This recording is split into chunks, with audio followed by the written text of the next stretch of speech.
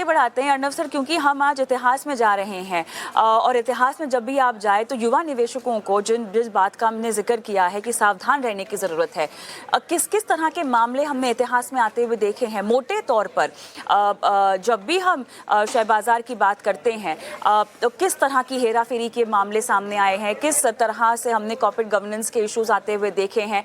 मोटा तब में और अब में अगर इन मामलों में मैं समझना चाहूं तो कितना फर्क है, किस तरह के मामले आते थे और अब किस तरह के मामले सामने आ रहे हैं। Over a period of time अलग अलग प्रकार के मामले आप देखेंगे।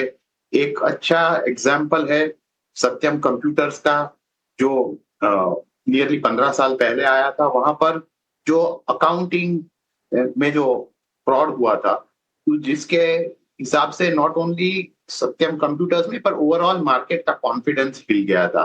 उसके अलावा आप over a period of time देखिए, अनेक कंपनीज के किस्से आएंगे जहां पर उनको शायद डेट का डिफॉल्ट हुआ हो या उनके बैंक्स हो जहां पर एनपीएस बढ़ गए हो। ये अलग अलग प्रकार के केसेस आपको आते रहेंगे। दो बड़े फर्क मैं आज की तारीख में देख रहा हूं। एक इन टर्म्स ऑफ कि जिस प्रकार से इंडियन कैपिटल मार्केट्स मैच्योर हुआ है, डेट मार्केट, इक्विटी मार्केट, तो पहले जो जिस प्रकार से जब ये इस प्रकार के किस्से आते थे, तब जो ओवरऑल मार्केट इंपैक्ट होता था वो आज आपको दिखाई नहीं दे रहा है।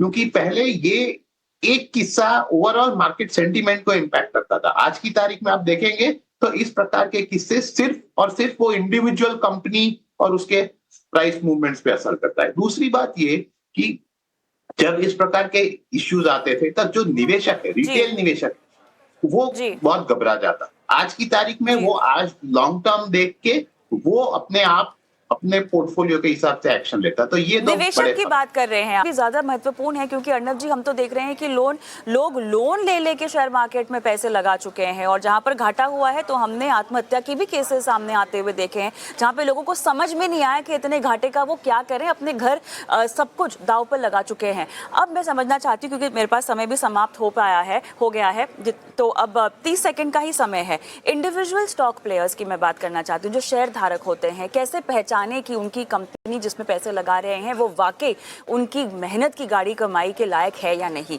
क्या टिप देना चाहेंगे आप अर्नव जी? देखिए, सिंपल चीज है, आप रिसर्च शेयर खरीदने से पहले या इन्वेस्टमेंट खरीदने से पहले कीजिए, बाद में मत कीजिए।